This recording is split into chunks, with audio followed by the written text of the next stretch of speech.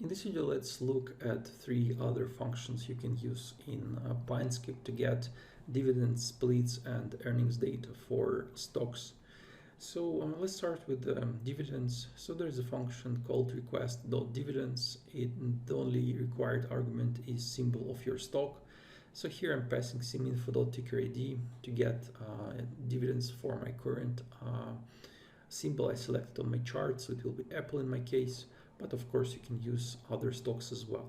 And that's basically it. This is the easiest call you can get. Now let's edit the chart to see how it works. So as you can see, it works fine. So here, for example, you can see a dividend event and it displays the dividends for you, and also it fills this value of dividends for all bars between these events as well. So this is because of the gaps parameter. You can actually switch it on gaps, and this way it will only display your dividends only for dividends events only. So let's look at other parameters you have in your request.dividend function. So first of all, you can select the field. Also, for default, you're displaying dividend gross. You can also display a dividend net if you want to just select in the field. And also in the request.dividends, you have a bunch of parameters that are similar to parameters you have in security function calls. So you have gaps, as I mentioned before.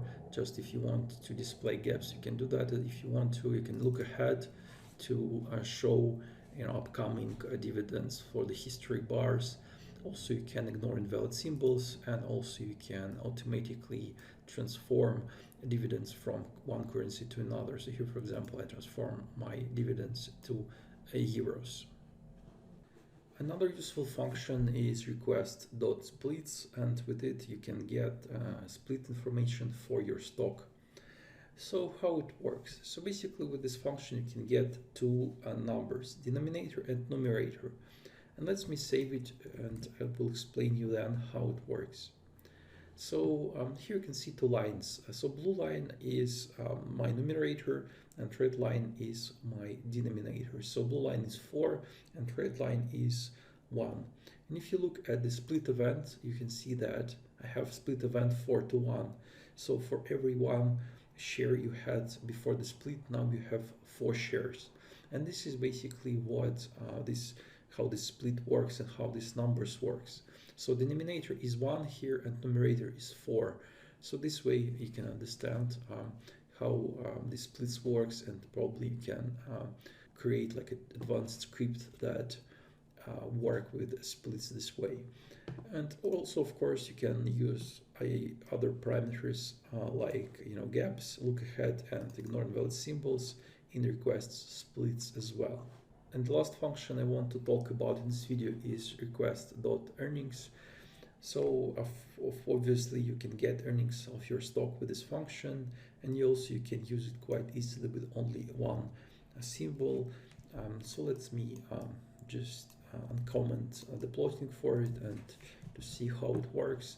So as you can see, it works similarly to other functions. So after every earning event you have the change of your earnings, and it will by default propagate the values between earnings as well, but you can work with it. And also earnings has like a field parameter, and you can specify what type of earnings do you want to get. So you can select to get actual earnings. This is a default value. Also you can get estimate earnings, and also you can get standardized earnings as well. So as you can see, it's quite simple to use it. And of course, as for other functions, you can use a bunch of parameters like gaps, look ahead, ignore invalid symbols, or you can automatically transform your earnings to different currencies.